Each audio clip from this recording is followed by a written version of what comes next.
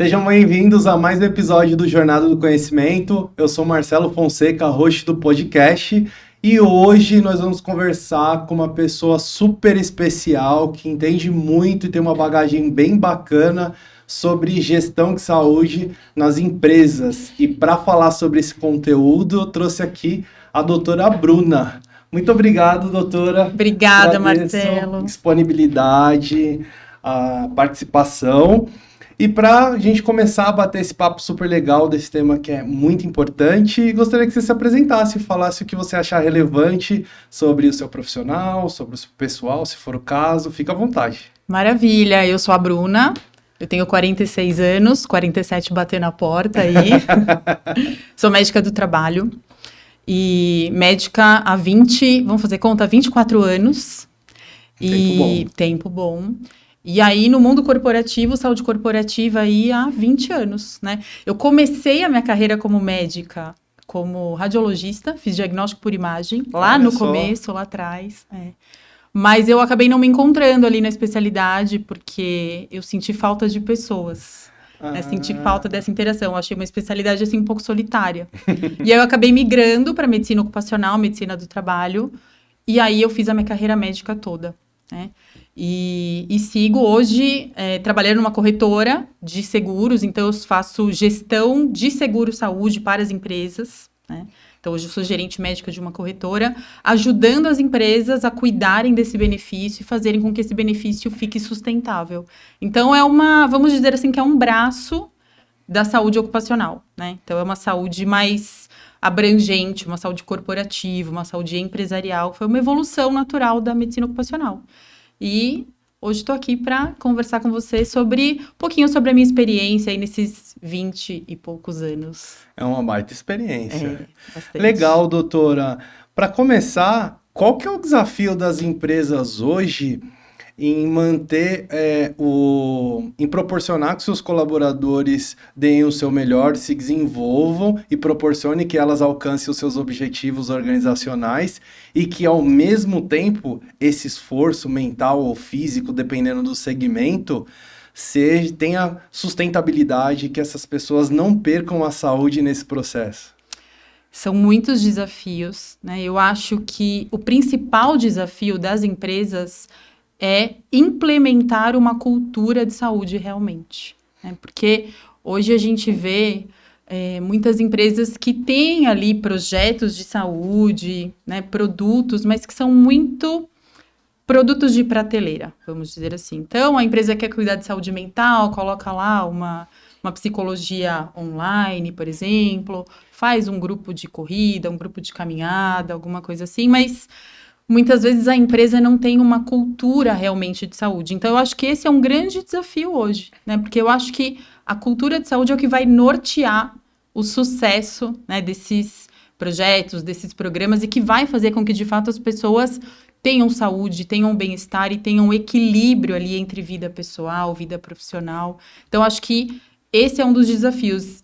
E fazer as pessoas engajarem, né? Fazer as pessoas engajarem de fato, fazer com que elas participem, com que elas queiram participar dos projetos, dos programas e que elas entendam o benefício que aquilo traz para elas. Então, acho que esse é um dos maiores desafios hoje em dia.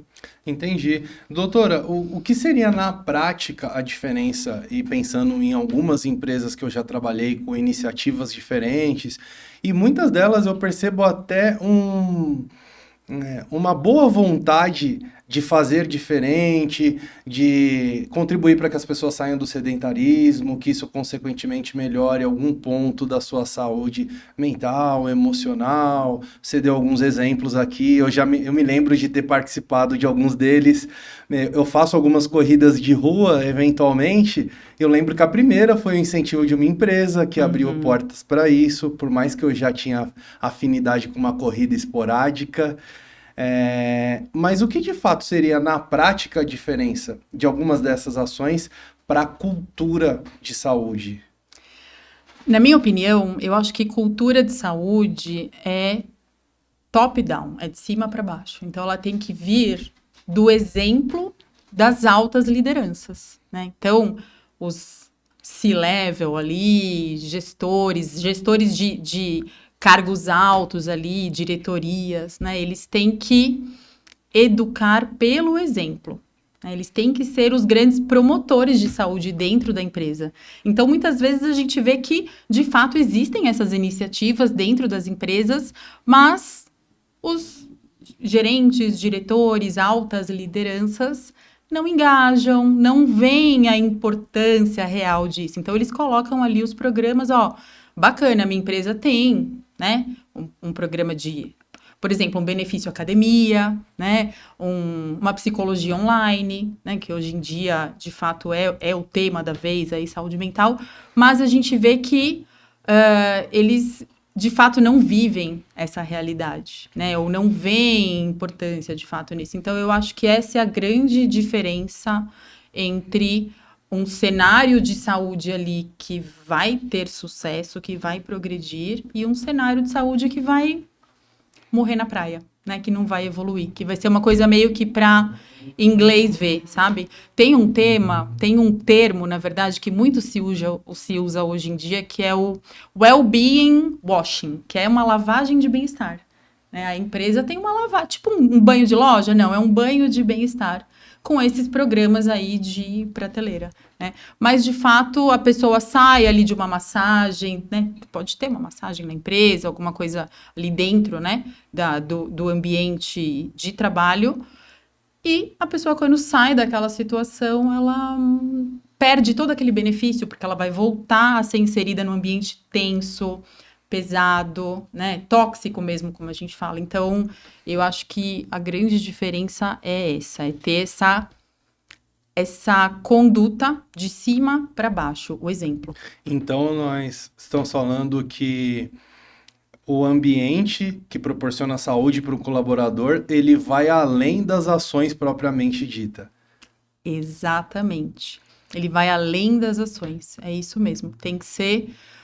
Tem que estar ali, não só nessas situações pontuais, né? Tem que ser uma vivência do dia a dia, em todas as ações. Então, por exemplo, eu acho que cultura de saúde é uma comunicação transparente, uma comunicação clara, regras claras, que as pessoas saibam ali qual é a regra, qual é o jogo, qual é o combinado, né? Então, um gestor, por exemplo, que faz fofoca, que comenta da vida dos liderados ali, tudo isso fala muito contra uma cultura de saúde dentro da empresa. Então, não adianta muito a gente ter esse cenário e ter produtos e projetos e ações, porque são coisas que não vão emplacar, né? Porque você vê, o funcionário muitas vezes se sente ali manipulado, né?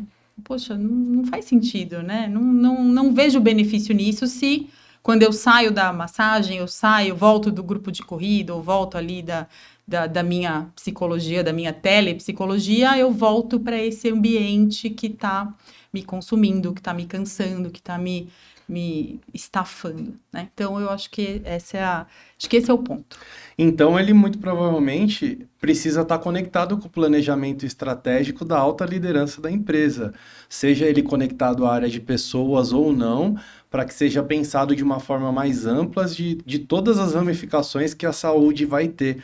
Porque é até legal, doutora, você dar alguns desses exemplos, porque eu imagino que algumas das pessoas que vão estar acompanhando a gente, essa minha percepção, em alguns momentos, que a saúde ela está vinculada com algumas questões tangíveis. Uhum. Por exemplo, saúde é eu não ter sobrepeso, saúde é eu praticar o esporte com uma certa frequência, eu me alimentar melhor, dormir razoavelmente bem.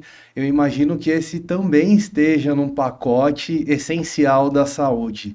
A questão é que não é só isso.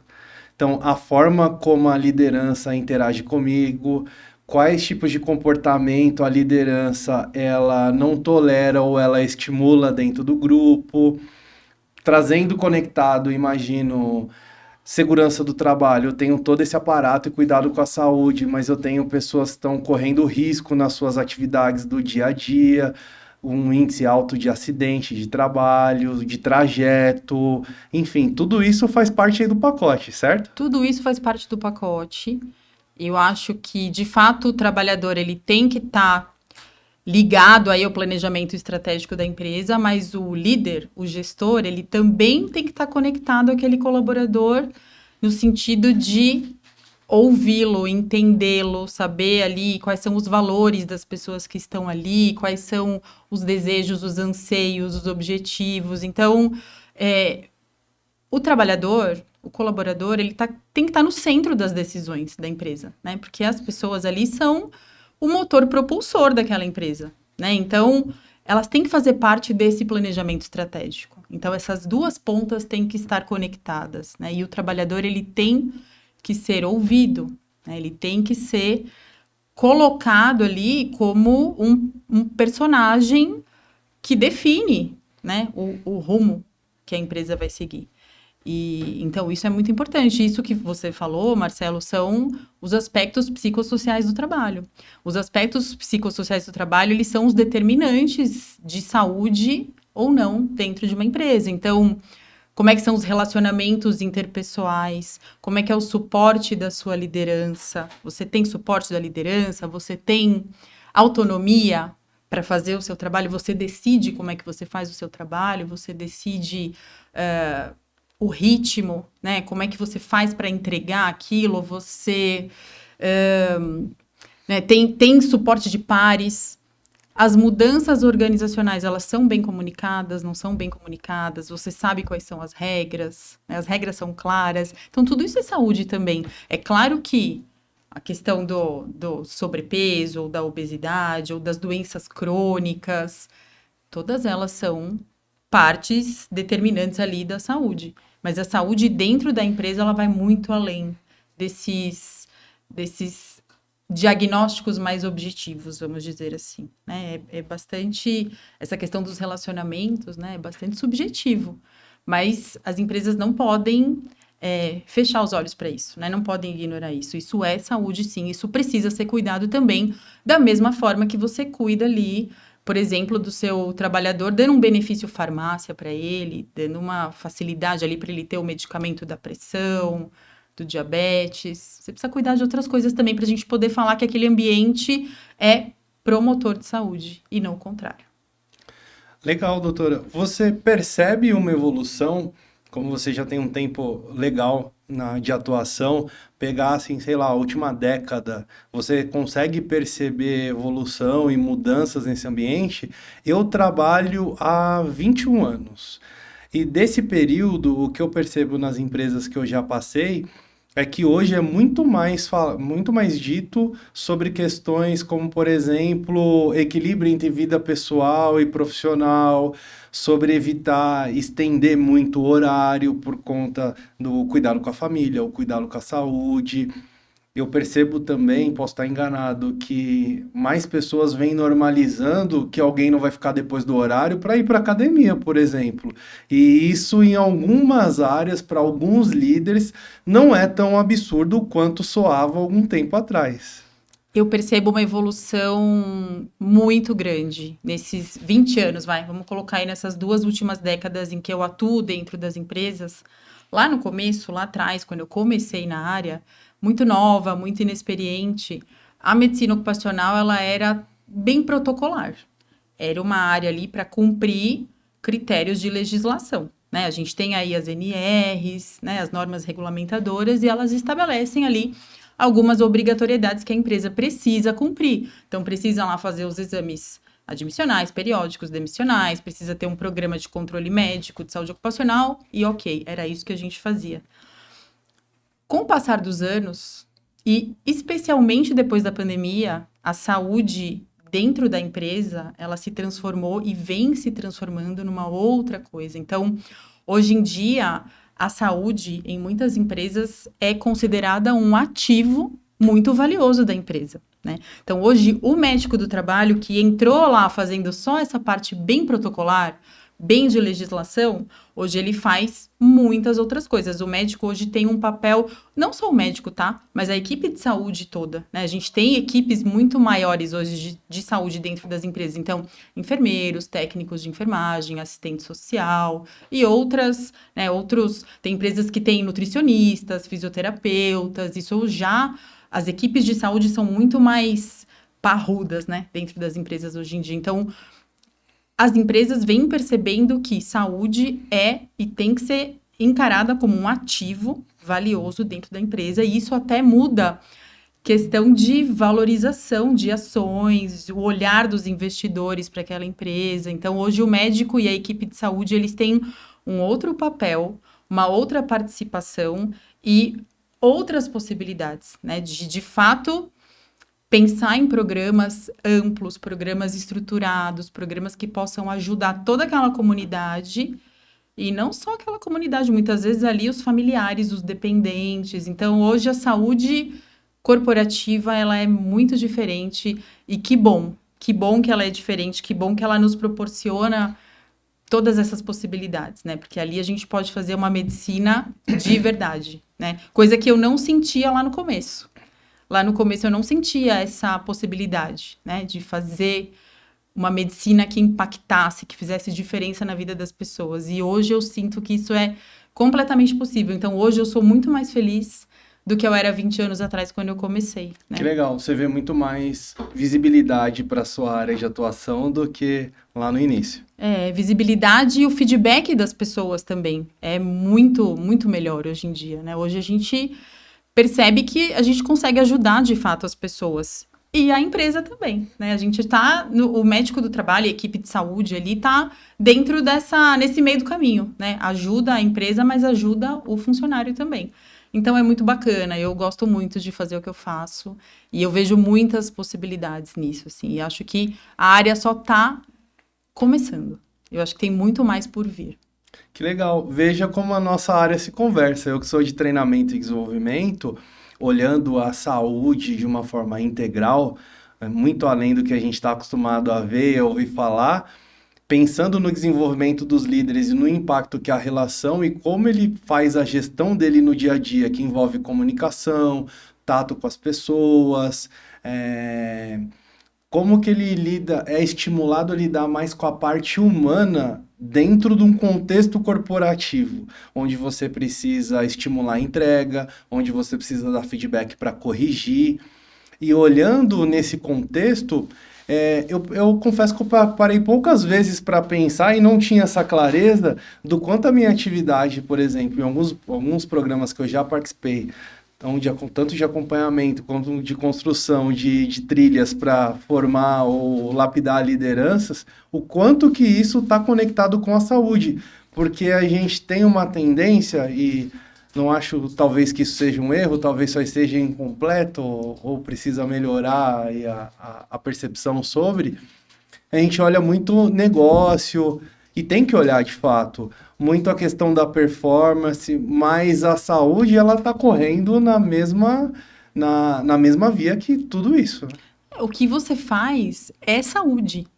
O que você faz é saúde, eu não tenho dúvida disso. Então, desenvolver pessoas, capacitar pessoas, fazer com que as pessoas saibam se comunicar, saibam mediar conflitos, né? Saibam ter resiliência ali em determinadas situações. Isso é saúde. Porque as questões de transtornos mentais dentro do trabalho, elas vêm muitas vezes de situações como essas, onde o líder não tem preparo, não tem treinamento, não sabe lidar com os liderados, assedia muitas vezes por não estar preparado. E muitas vezes o líder é a pessoa que está mais adoecida dentro da empresa, porque ele é pressionado, né? Ele precisa entregar, ele precisa apresentar resultado. Então, muitas vezes o líder é muito adoecido nesse contexto. E um líder adoecido, ele adoece uma equipe inteira. Né? Todo mundo que trabalha em empresa sabe disso. Todo mundo já vivenciou isso em algum nível. Quem vive carreira corporativa sabe disso. Então, hoje em dia, a saúde ocupacional, saúde empresarial, tem que andar de mãos dadas com o RH, com o time de treinamento, com o time de desenvolvimento, porque muitas ações são juntas ali. Tem interface, pelo menos, né? Então, eu acho muito legal essa possibilidade de trabalhar com outras áreas. Eu acho que saúde corporativa faz o médico pensar fora da caixinha, né? Porque medicina tradicional, o médico tá ali prescreve um remédio e é isso aí, né? E a gente sabe que isso não tem sido suficiente para ajudar ou melhorar as pessoas. A gente vê aí que doenças crônicas, transtornos mentais, não tem melhorado ao longo dos anos, muito pelo contrário, só tem piorado, né? Então, a gente precisa fazer alguma coisa diferente. A gente precisa ter abordagens diferentes. E treinamento, desenvolvimento, comunicação, habilidades diferentes, tem tudo a ver com isso, né? Então, eu vejo o que você faz como saúde completamente. Que legal, um grande aprendizado sobre uma nova perspectiva, porque a gente está acostumado a seguir um padrão comum de que trabalhos de treinamento e desenvolvimento, isso não é uma regra, tá? É a minha humilde percepção sobre uma fatia do trabalho, que é contribuir para melhorar a performance, e por meio da melhoria da performance, você tem uma melhoria da comunicação, você tem uma melhoria do tato com as pessoas, entre outras demais habilidades sociais. É que isso é claro, talvez o quanto isso está relacionado com a saúde corporativa que não era claro. Porque talvez você pense como alguém que coordena ali, né, os treinamentos, talvez você pense muito no objetivo final, que é a melhora da performance e uma entrega melhor de resultados. Mas isso não vem sem saúde. Isso não vem sem melhora dos indicadores de saúde, quaisquer que sejam. Físicas, mentais, emocionais, enfim. Então, isso é saúde. Está tudo muito interligado. Isso é muito encantador até, né? Sim, sim. Na saúde corporativa, né? Entender que todos nós que trabalhamos com pessoas, e todos nós trabalhamos com pessoas, né? Desde o RH, da área de saúde, do líder, do gestor, do diretor, todos nós trabalhamos com pessoas em algum nível. Todos nós trabalhamos com saúde. Todos nós, não só o médico, não só o enfermeiro, temos que ser promotores de saúde. Né? Então, eu acho que quando essa consciência vem, e aí cai muito no que eu te falei da liderança pelo exemplo, né? O líder que quer engajar as pessoas nos projetos de saúde ou que quer melhores indicadores de saúde na empresa, ele tem que ser o exemplo, ele tem que ser o promotor da saúde, não o promotor de doença. E aí, pegando esse gancho que você trouxe, doutora, não adianta a empresa ter uma série de iniciativas voltadas à saúde. Vamos pegar aquele tradicionalzão, um pacote que é mais comum, que já é um avanço, mas que precisa de ser complementado. Vamos pegar ações como grupos de corrida, incentivo, facilidades com plataformas para terapia, pegar esses exemplos. Se eu tenho tudo isso e meu gestor é o primeiro a chegar e o último a sair, falando de carga horária, 12, 14 horas por dia, aquilo que a empresa está promovendo, buscando a saúde, tem um ralinho aberto ali onde está saindo outra parte que reflete aí o exemplo que não é o mais adequado. A gente sabe que não vai acontecer de todo mundo entrar e sair no horário certinho, mas o quanto que tem na balança de regra e de exceção nisso. O que é a regra e o que é a exceção, não é? Até porque isso que você falou é muito interessante, porque se o teu gestor, né, o teu líder, é alguém que está ali trabalhando excessivamente, fazendo questão até de demonstrar isso, né? Eu chego cedo, eu não tenho hora para sair, eu trabalho de final de semana, eu abro meu computador em casa no sábado e no domingo, tô ali resolvendo coisas. A equipe se sente até culpada, né, de querer fazer alguma coisa diferente. Então, eu quero sair num determinado horário, ir para academia, ou estar com a minha família, ou fazer alguma coisa para mim. Isso até é mal visto, né? Se, de fato, as lideranças e os níveis mais altos ali não têm essa conduta ou essa postura. Então, é aí que eu te falo que não adianta ter os programas de prateleira se a liderança não dá o exemplo. Né? Então, isso é muito importante. Muito interessante, doutora. Me veio um insight aqui de uma experiência que eu vivi há mais de uns 10 anos, mais ou menos. Eu trabalhei numa empresa que motivava o estudo, que incentivava. Só que, e não era só eu que tive a oportunidade de ter um incentivo financeiro para o estudo, tiveram outras pessoas. E foi algo que aconteceu bem interessante. Porque essas pessoas aderiram, viram isso como uma forma muito positiva, se engajaram, a empresa está incentivando, não pode tirar notas ruins, não pode parar de estudar, tinha todo o cuidado com um pedaço ali desse incentivo. Não era só o dar por dar, mas tinha ali a cobrança. Precisa dar certo, você precisa fazer a sua parte.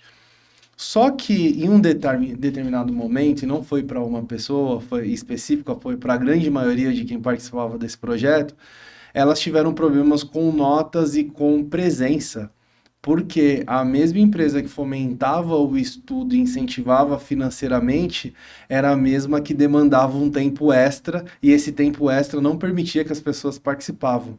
Então, a grande maioria deixou de conseguir estar dentro das regras e do jogo para continuar tendo a bolsa por causa do problema em comum da mesma empresa.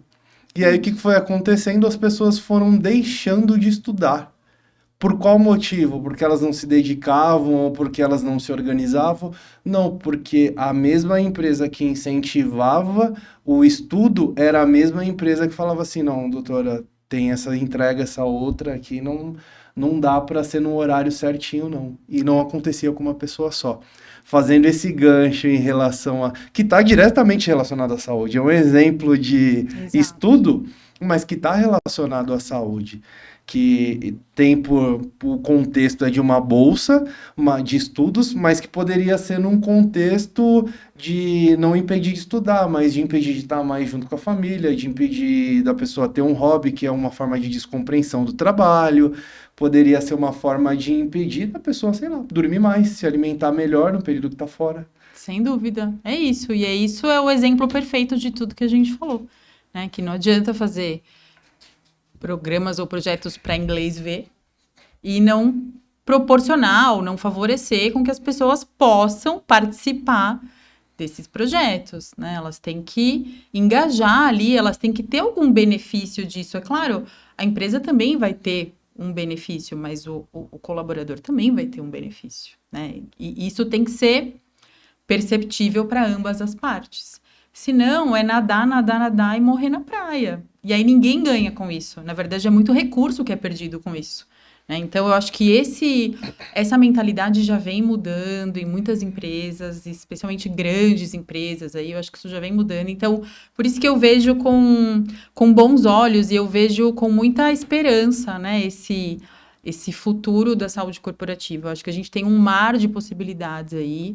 E eu acho que muita coisa bacana a gente consegue fazer, sim, desde que essa visão, né, esteja clara para quem, de fato, comanda ali as corporações. E, legal, doutora. E a alta liderança, ela olha para um guarda-chuva enorme que ela cobre e como premissa o resultado, e para alcançar esse resultado tem uma série de questões nessa equação, que incluem pessoas. Pessoas que precisam cuidar da sua saúde, que têm vida pessoal, que têm perspectiva, sonhos, sentimentos. E aí, dentro de todo esse guarda-chuva, fora os objetivos organizacionais, o resultado da venda, a última linha ali da margem de contribuição que tem para o acionista, para o proprietário. Hoje você acha que ele está no nível de enxergar com clareza, e se isso vem melhorando, o quanto ele está perdendo ali com absenteísmo, o quanto ele está perdendo com afastamento, porque esses são indicadores corriqueiros de RH. Mas até abrindo um parênteses, entre você ter o indicador dizendo que algo tá bom ou ruim, o que você tá gastando e o que você tá economizando, versus o que você faz com aquilo, tem um oceano de distância. Tem um oceano de distância, mas eu diria, foi até bacana você tocar nesse tema, porque os indicadores são importantes para nortear, né, quem faz e quem determina esses projetos dentro das empresas precisa monitorar, né? Se isso está dando certo, se não está dando certo, se eu estou ganhando dinheiro ou perdendo dinheiro, enfim, né? E a gente precisa, de fato, escolher alguns indicadores para poder monitorar e acompanhar isso. O absenteísmo é um excelente, né? Absenteísmo, inclusive, por transtornos mentais, que tem aumentado muito aí nos últimos anos, né? Então, é um indicador importante. Sinistralidade, né? Custo de assistência médica, que é onde eu atuo hoje mais especificamente, é um indicador muito importante, mas que vai dar resultado muito lá na frente. Então, você faz uma ação hoje, a sinistralidade vai ser impactada talvez daqui 2 anos, não é imediato. Né? Então, isso também o gestor tem que ter. Ele tem que ter essa, não vou dizer tranquilidade, né? Mas ele precisa entender que muitas vezes a gente não pode escolher esse indicador para acompanhar o resultado das ações, porque isso é muito lá na frente, né? Então, a gente tem que escolher coisas que a gente, sei lá, talvez indicadores de processo, né? Então, por exemplo, consultas no pronto-socorro, quanto que as pessoas estão procurando o pronto-socorro, quantos dias de afastamento, por exemplo, quais são os indicadores de afastamento por saúde mental, isso são indicadores que a gente consegue usar mais precocemente. Mas eles são importantes para nos nortear, né? Para dizer, porque muitas vezes também acontece, tá? Da empresa investir lá, investe dinheiro, investe tempo, investe recursos em projetos e a gente não mapeia se tá dando certo, se não tá dando certo. E às vezes o projeto que você fez ali não tem nem correlação com aquela população. E é dinheiro perdido, é tempo perdido, é recurso perdido, né? Então, é importante também mapear, monitorar os KPIs, né, que a gente fala, para ver se a gente está no caminho certo ou se precisa mudar a rota, mudar a trajetória. Eu perguntei porque, geralmente, esse nível que está buscando ali desenhar, acompanhar e cobrar a estratégia de uma perspectiva mais alta, falando do ponto hierárquico da empresa, eles têm uma série de indicadores e uma visão muito ampla sobre o negócio como um todo. E aí a dúvida era se eles têm clareza do quanto a falta de saúde está impactando o negócio. Mas aí eu acho que é esse o desafio para a área de saúde dentro da empresa. A área de saúde tem que pegar esse dado e transformar isso em algo que a gestão consiga entender. Isso que você está falando é o desafio da gente levar essa informação para ele, que ele consiga correlacionar uma coisa com a outra, né? Então, esse é um dos desafios também. Você começou lá atrás me perguntando dos desafios. Esse é um dos desafios. Conseguir mostrar esses dados de uma maneira que o gestor consiga entender. A gente tem que falar uma linguagem também muito, muito próxima ali do nível, dos níveis hierárquicos mais altos, para que eles possam compreender o cenário. Outra coisa que é importante, que eu acho que muitas empresas isso não acontece. Muitas vezes os altos níveis ali não conhecem a população, não conhece, por exemplo, o perfil demográfico, não conhecem perfil epidemiológico, por exemplo. Então, do que as pessoas adoecem, né? Qual que é a porcentagem de homens, de mulheres em idade fértil, quais são os fatores ofensores daquela população, quantos hipertensos a gente tem, quantos diabéticos não controlados, quantos obesos. Então, eu acho que é importante também o gestor conhecer o cenário ali, conhecer a população dele para entender o que a gente precisa fazer. Então, acho que esse é um desafio também, a gente mostrar isso para as lideranças, e eles precisam se interessar por isso também, tá? Isso é importante, isso é uma das nossas frentes de atuação hoje em dia. Eu já vi, correlacionando a isso, conversas de pessoas de RH falando sobre isso essa é uma discussão muito mais ampla, mas eu achei interessante a preocupação. Se o viés dessa preocupação não for com premissa financeira, como, por exemplo, um candidato que não seja de tão longe por uma questão de qualidade de vida. Eu entendo, doutora, que se essa preocupação é genuína do ponto de vista da melhor qualidade de vida, o quanto que isso vai contribuir para a pessoa e vai refletir no ambiente corporativo, no desempenho, na pegada para trabalhar com um ânimo melhor, que envolvem outras coisas também, mas que é refletido pelo quanto você consegue descansar bem, fazer algumas coisas, pensando aí de trajeto. por mais que a realidade de São Paulo tenha sérios problemas com deslocamento, transporte e por aí vai, se essa preocupação é genuína de fato, eu acho que é um ponto positivo para o aspecto da preocupação com a saúde, não é? Sem dúvida. Eu também acho que se for uma preocupação genuína, tá valendo, né? Porque a saúde, ela vai além da empresa, né? Sim. Então, muitas vezes o gestor, se ele tá olhando isso, ele tá considerando o ambiente que aquela pessoa está inserida. Então, isso chama determinantes sociais, né? Em que ambiente aquela pessoa está inserida, onde ela mora, é muito longe, ela pega muitos transportes para conseguir chegar, quantas horas ela demora para vir, para voltar do trabalho, onde ela mora, enfim, né, é uma região violenta, não é uma região violenta. Então, tudo isso deve ser considerado também pelas empresas, né? Esses determinantes sociais, porque você, a partir daí, você entende em que contexto de saúde ou não essa pessoa está inserida. E é claro que isso faz diferença ali para o negócio também, né? Então, eu acho que tem uma visão dupla, né? Existe uma visão genuína de preocupação com a saúde daquele trabalhador, mas existe também uma visão pensando na saúde do negócio, né? Então, acho natural. E essa perspectiva, doutora, não é nem pro crivo de contratar ou não, é para adotar melhores formatos atrativos para essa pessoa trabalhar. Então, se o fluxo é entre 7 e 8 horas, dentro da realidade do negócio da empresa, ela pode flexibilizar para as 9, para as 9h30, consequentemente pensando tanto na entrada quanto na saída para diminuir ali do rush, do pico da hora do transporte público. Qual que seria o melhor dia para o home office, uma empresa que pode, para aquela área, para aquela função, proporcionar um home office 1, 2 dias, 3 dias.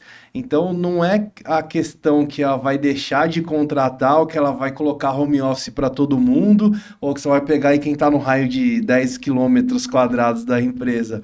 Mas qual que é a estratégia que ela vai utilizar considerando o fator importante da saúde para que ela não deixe de atrair o público que ela precisa, que às vezes não está aquela mão de obra tão próxima, aquele talento, aquele profissional, e ao mesmo tempo ela consiga considerar, se não for chegar no 100%, mas pelo menos que ela evolua na oferta, no formato de trabalho. Sem dúvida, e que bom que hoje em dia a gente tem essa flexibilidade em muitas empresas, né? Coisa que a gente não pensava há 5 anos atrás, Isso é né? impensável. Nem pensava. Impensável.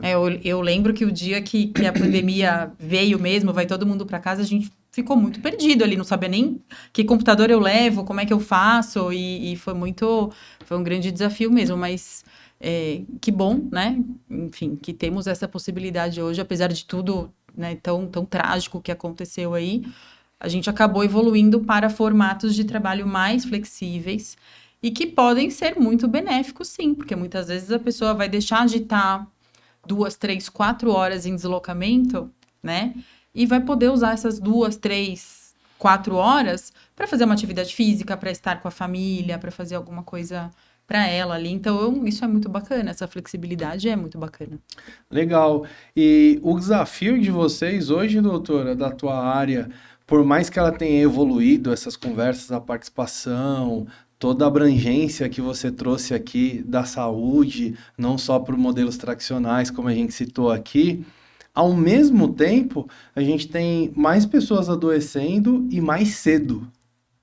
Verdade. O quanto isso hoje, por mais que a área venha evoluindo, ela está aumentando a massa de pessoas com problemas no ambiente corporativo. Sim, as pessoas estão adoecendo, especialmente doenças crônicas não transmissíveis, transtornos mentais. Então, muito embora a gente tenha evoluído muito aí nos últimos anos, últimas décadas, a gente vê que os indicadores de saúde não têm melhorado. Doenças crônicas são a maior causa de mortalidade no mundo todo, né? Até 70% das mortes no mundo todo, Brasil e mundo, são decorrentes de doenças crônicas. E por mais que a gente faça ações, né, por mais que os tratamentos tenham evoluído, esses indicadores não melhoram. Isso, então, é um sinal claro de que precisamos fazer algo diferente. A abordagem de saúde tem que mudar. Então, isso é muito claro hoje em dia. Então, tudo que está sendo feito aí de maneira tradicional ou convencional não tem sido mais suficiente. Então, a gente precisa, sim, mudar as abordagens, mudar as visões que a gente tem de saúde, porque, de fato, esses impactos são muito grandes e têm aumentado a cada ano. Então, isso é uma realidade preocupante, e é por isso que eu vejo grandes possibilidades na medicina do trabalho hoje, porque muitas vezes o contato que aquela pessoa tem com o médico do trabalho é o único contato que ela tem com o médico. Tem pessoas ali que não têm um plano de assistência médica, muitas vezes, né? Pessoas que têm ali dificuldade de acesso à saúde. Então, muitas vezes, aquele momento do exame periódico é o momento que ela tem para estar com o médico, para receber uma orientação do médico. Então, por isso que a gente precisa fazer hoje diferente. A abordagem tem que ser diferente, ela não pode ser convencional ou protocolar. A gente tem que usar aquele momento ali com aquele trabalhador de um exame ocupacional para fazer promoção de saúde mesmo, para mudar, engajar e dar ferramentas para aquela pessoa ter uma vida melhor, um estilo de vida melhor e uma saúde, né, uma saúde melhor. Então, eu vejo isso com muita alegria, essas possibilidades. Olha que interessante, doutora. Ao mesmo tempo que hoje a massa de pessoas com problemas de saúde, seja ele da natureza que for, ela ainda é expressiva e mais cedo, como você comentou. Em contrapartida, a gente tem uma visão diferente sobre os profissionais de terapia, os psicólogos. A gente tem mais pessoas falando e estimulando a que outras façam terapia. Já não é mais visto como erroneamente no passado. Passa no psicólogo quem tem problema mental, isso, aquilo, outro. Já vem evoluindo bastante. Acredito que melhorou. O outro ponto é que tem academia para tudo quanto é canto. Em bairro nobre, em bairro periférico, diferentes estruturas e valores, mais praças. Poderia ser tudo isso melhor, mas hoje nós temos muito mais recursos do que há uma década atrás. É mais falado sobre a questão do equilíbrio da vida profissional e pessoal, e mesmo assim a gente tem mais pessoas doentes. Mas eu acho que essas conversas estão começando ainda. Muito embora seja muito mais falado mesmo, a questão da saúde mental, hoje ela não é mais tão tabu quanto era alguns anos atrás. Então, a gente fala muito de saúde mental, isso é uma conversa muito frequente nas empresas hoje, né? São, das ações de saúde que a gente faz ao longo do ano, várias são relacionadas à saúde mental, né? Então, essas conversas já estão mais fluidas dentro das empresas, já são mais bem aceitas, as pessoas de fato não veem isso como um tabu ou um problema, né? Já é mais natural. Mas ainda assim, eu acho que esse movimento ele está começando. A gente precisa evoluir, precisa ter mais alcance, né? Tem que ser ações ali mais encorpadas para que a gente possa ver um resultado disso daqui a um tempo. Me lembrou o trecho que você falou da cultura. Iniciativas isoladas, elas melhoram, elas mostram uma evolução, mas elas não necessariamente resolvem um quadro mais amplo. Sem dúvida, e é por isso que está tudo integrado dentro de uma empresa. Você falou uma palavra-chave, isoladas. Tudo que é isolado dentro da empresa não evolui, porque a empresa é uma grande engrenagem, as áreas todas têm que funcionar muito bem entre elas. E as ações de saúde não são diferentes, elas precisam estar, elas precisam fluir ali, né, com tranquilidade nas mais diversas áreas. A gente precisa, por exemplo, pensar uma ação, né, desenvolver uma ação, implementar, mas o líder, ele tem que participar, ele tem que engajar os liderados para que participem também. Então, tudo isso é muito coordenado. Coisas isoladas, elas não evoluem, elas morrem na praia, né? Eu acho interessante porque isso conecta com várias coisas. E também tá no guarda-chuva da saúde. Eu sei que você, doutora, gosta bastante de esporte, como eu gosto. E quando a gente começa a treinar, a gente já tem um tempo, mas quando a gente começa a treinar, a primeira perspectiva é: preciso treinar mais duro e treinar uma maior quantidade. Depois de um tempo, a gente vai aprendendo que fora o treino, a gente precisa se alimentar melhor. E aí acaba acontecendo o que chamam de hábito angular, que é uma atividade que impulsiona uma melhoria em várias outras áreas da sua vida. E aí a gente passa a se preocupar. Não entrar numa dieta super restritiva, mas melhora, deixa e sobe um degrau em relação ao que era na alimentação. Quando a gente treina e se alimenta melhor, você acaba, e hoje a facilidade da internet proporciona isso, você acaba vendo que passar nervoso demais vai gerar muito cortisol, acho que é isso, né? E isso Exato. vai atrapalhar o seu desenvolvimento. Isso. Então você começa a se preocupar em estar num ambiente, seja ele corporativo, familiar, a reestruturar e organizar algumas coisas dentro das suas possibilidades para conseguir ter menos preocupação. Preocupação você vai ter, porque é um ser humano como qualquer outro, independente do nível. Sim. Mas para aquilo que a gente pode evitar, a gente de fato evitar. E aí você vai pro. Já se alimenta melhor, eu vou diminuir industrializados, embutidos, vou dormir melhor. Enfim, começa a olhar para outras áreas da vida. E a comparação, e me veio esse exemplo, porque tudo que a gente está conversando na saúde é muito nessa linha. Pegando esse gancho, se a gente coloca como objetivo para mudar de vida só o exercício, que bom que você saiu do zero e passou para fazer só exercício. Sem dúvida. Mas depois de um tempo ele não vai surtir mais tanto efeito. Você vai precisar colocar outros elementos nessa equação para ele poder te proporcionar uma evolução maior. Sem dúvida, isso é perfeito. Um hábito acaba sendo correlacionado com vários outros. Os hábitos, todos eles são correlacionados, né? Então, hábito que é relacionado à tua alimentação, ele vai ter correlação com um hábito lá dentro do seu trabalho ou com alguma coisa ali na tua família. Os hábitos, eles têm que ser...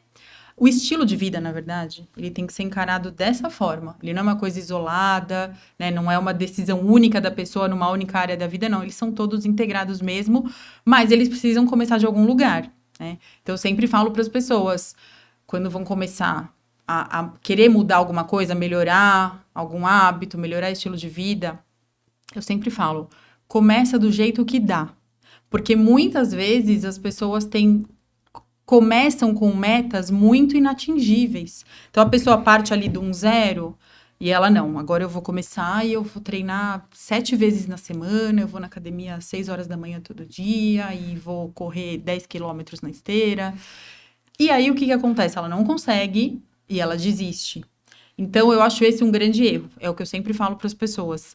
Começa do jeito que dá. Se você consegue uma vez na semana, por exemplo, fazer uma caminhada ao ar livre num parque, vai essa uma vez e não larga mais isso. Você vai essa uma vez. Aí vai chegar um momento que você vai encaixar uma segunda vez na semana, vai chegar um momento que você vai conseguir encaixar uma terceira, e aí uma coisa vai puxando a outra. E aí eu brinco que um novo estilo de vida foi desbloqueado com sucesso. Mas tem que começar, tem que dar um pequeno passo na direção certa, né? Pequenas mudanças, que às vezes nem são tão pequenas, né? Mas pequenas mudanças geram resultados incríveis muitas vezes. Mas você só tem que começar e saber que quando a gente começa alguma coisa, o processo, né, de aprendizagem ali, de criar um novo hábito, exige um certo tempo, exige um pouco de esforço, vai exigir ali... Você vai criar várias objeções, né? Vai tentar se sabotar nesse processo. Então, basta começar e, de fato, é isso que você falou. Os hábitos angulares, né? Eles existem mesmo. Então, se você começou a treinar, você foi na academia, você fala, não vou comer esse hambúrguer hoje, né? Já fui na academia, fiz exercício, eu não... Vou deixar pro final de semana. Deixa. Hoje eu vou comer melhor, porque já tô na pegada saudável. Então, uma coisa puxa a outra mesmo. Mas basta começar. Começar é o mais difícil. Esse primeiro movimento... as pessoas têm muito mais dificuldade, né? Mas depois que você começa, é o que você falou. A gente, né, já conversou sobre isso outras vezes, a gente tem essa prática há algum tempo, e eu, por exemplo, eu não me vejo mais sem fazer atividade física. Eu não existo se eu não fizer atividade física. Ela faz parte do meu dia a dia, da minha... Eu, inclusive, doutora, eu acho que se tirasse a minha atividade física hoje, virasse uma chavinha e falasse, não tem mais... virou sedentário, eu iria desenvolver uma série de quadros em algum momento de problema de saúde que hoje eu não tenho. Sem dúvida. Porque hoje eu não vinculo mais a atividade física e o estilo de vida que eu tenho hoje de prática de esporte híbrido, só com a questão da saúde estética ou da saúde tradicional como a gente conhece. Tem dias que eu vou nadar, por exemplo, que eu volto dali como saindo de um processo terapêutico. Tem dias que eu vou correr em um lugar específico, num parque, por exemplo, que a sensação de bem-estar que eu volto é indiferente ali se o meu músculo está mais tonificado ou se meu pace melhorou. Aquilo, pelo menos para mim, é irrelevante de início. Não é o principal. Não é o principal. Talvez no começo seja. Talvez no início seja, você busque um resultado mais objetivo, né? No começo, você busca olhar no espelho e ver alguma diferença, né? Mas eu acho que depois de um tempo, você se sente tão bem, né? E quando você não faz, você se sente, tá faltando alguma coisa, não tá legal, meu dia não foi legal, né? Então... Isso é interessante, eu fiz esse movimento também no esporte e na leitura, eu gosto muito de ler. E eu já tive meus momentos de metas mais desafiadoras, de um livro por quinzena, um livro por semana. Em um momento que eu estava trabalhando num local mais distante de casa, eu já consegui 2 por semana. Mas quando eu mudei de trajeto, caiu a ficha e falei, é insustentável isso. É insustentável 2 livros de média de 230 páginas por semana, só se eu vivesse, se eu fosse influencer de leitura. Ao contrário, não tem a mínima condição de manter a atividade física, o convívio com a sua família, a dedicação ao trabalho, com 2 livros por semana. Exato. E aí você vai entendendo e vai vendo que alguns incentivos que existem na internet hoje, algumas coisas você pode pegar como dicas, outras você pode seguir, e outras é uma mera informação que não vai fazer diferença prática nenhuma na sua vida. Exatamente. E as metas estão aí para serem ajustadas também ao longo do trajeto. Né? Porque as nossas realidades de vida, elas vão mudando ao longo do tempo. É o que você falou, você tinha uma realidade, de repente mudou para outra, já não encaixava mais ler, não sei quantos livros que você lia, não encaixa mais. A gente precisa ter essa clareza e essa humildade também de reajustar a rota. Não tem problema reajustar a rota, mas precisa fazer de uma forma que caiba na nossa realidade. Por quê? Porque senão gera frustração. E aí é um processo muito ruim, né? Não é legal. Então, e aí você acaba deturpando algo que era para ser agradável, benéfico, você leva para um lugar tão desafiador que aquilo acaba gerando um problema. Um problema aí, no caso do esporte, gera lesão, ou você fica com uma frustração tão grande que você larga e acaba deixando de ter ou perdendo os benefícios que você conquistou até aquele momento. Enfim, a expectativa e a comparação, falando um pouquinho do estilo de vida, ela faz você ir para um lugar que você não deveria estar naquele momento. Na verdade, aquele lugar é o lugar de uma outra pessoa, não o seu. Exatamente. Isso é muito ruim. Isso te leva para situações muito frustrantes e muito tristes. Não acho isso legal. Então, a gente precisa ter essa clareza também, ter essa humildade de entender o que cabe na minha rotina.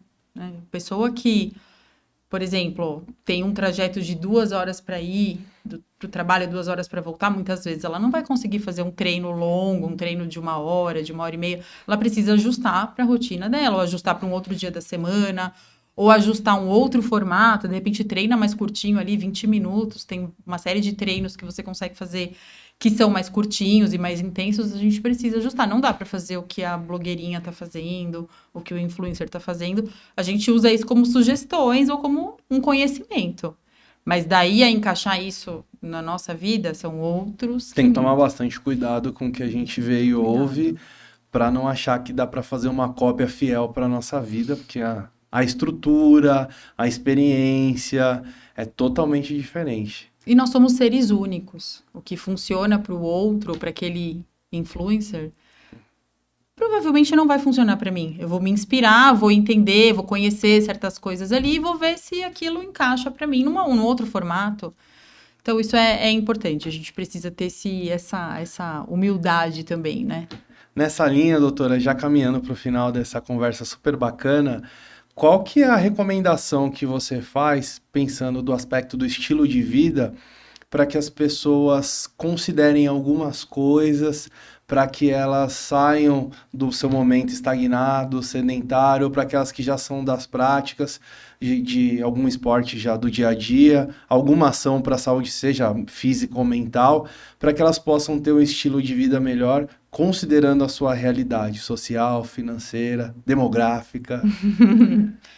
A minha recomendação seria começar pequeno, começar com um pequeno passo na direção certa. É claro que quando a gente traça as metas para melhorar a vida, melhorar a saúde, melhorar o estilo de vida, a gente olha lá um objetivo final que a gente quer alcançar daqui 1 ano, daqui 2, daqui 5. Mas a gente precisa entender que esse objetivo ele não vem rápido, ele não é fácil. A gente vai fazer ali uma série de mudanças, mudanças inclusive mentais, né? Mudanças de pensamento, de mindset mesmo. Então, a minha recomendação é sempre essa: comece pequeno, comece do jeito que dá, faça pequenas escolhas saudáveis ao longo do seu dia, da sua semana. Então, por exemplo, você vai almoçar, ao invés de tomar um refrigerante, toma uma água, toma um pouquinho mais de água por dia, ao invés de pegar um elevador para andar, subir 3 andares, sobe de escada. Eu comecei a fazer isso recentemente. Eu trabalhava no ambulatório no 3º andar de um prédio. E eu comecei a me questionar, por que eu vou de elevador? O elevador lotado de gente, né? Aquele pessoal brigando para entrar no elevador. Eu falei, vou de escada, por que não? Então, são pequenas mudanças mesmo, pequenas substituições, pequenas decisões que, na verdade, nem são tão pequenas, né? Elas começam a se transformar em coisas muito maiores, então essas pequenas mudanças geram resultados muito grandes. Então, começar pequeno, manter a consistência, manter a direção. Eu acho que a direção ela é mais importante do que a velocidade, e não desistir. E saber que vai valer a pena. Eu nunca vi ninguém se arrepender de melhorar estilo de vida, de melhorar hábitos. Eu nunca vi alguém falar para mim, nossa, me arrependi muito de parar de fumar. Nossa, me arrependi super de começar a fazer atividade física. Não existe isso. Então, diminuir a bebida. Exatamente. De ter um esporte como frequência, enfim, aprender algo novo, fazer uma terapia. É isso. Legal. Doutora, obrigado pela sua participação. Foi uma conversa muito rica, eu gostei bastante. Aprendi, inclusive, coisas e aspectos que eu não tinha como perspectiva aqui. Acredito que o nosso público vai gostar bastante dessa conversa. E até um próximo bate-papo. Esse conteúdo é bem longo, quando fala de estilo de vida, gestão de saúde nas empresas, como foi dito aqui várias vezes, envolve muita coisa, envolve uma preocupação muito mais ampla, não entra ações isoladas, elas saindo do zero para isso, elas já ajudam bastante, mas a gente precisa de muito mais do que ações isoladas e, como você trouxe aqui, cultura. Ter um bom direcionamento, ter a cultura ali da saúde, para que as pessoas não se percam nesse processo. E falando do ponto de vista empresarial, que é a nossa temática aqui, quanto mais felizes essas pessoas estiverem, ou não necessariamente felizes, elas estiverem bem para executar o seu trabalho, no ambiente de boa comunicação, no ambiente onde elas consigam equilibrar as suas outras áreas da vida, mas elas vão conseguir deixar bons legados e vão conseguir desempenhar bem os seus papéis ali. É isso aí, te agradeço muito pela oportunidade de falar sobre esse tema. Fico muito feliz de ter esse espaço, porque isso não era um tema que era falado, né, há alguns anos, e que bom que a gente tem essa oportunidade. Gosto muito dessa área e pode contar comigo para outros episódios aí. É um tema muito extenso, dá para a gente abordar né, diversas frentes, e agradeço muito aí pela oportunidade, e sempre uma felicidade falar de saúde. Sou eu que agradeço, doutora. Você que chegou até aqui, não deixa de se inscrever no nosso canal, de ativar os sininhos e acompanhe os próximos episódios da Jornada do Conhecimento. Forte abraço!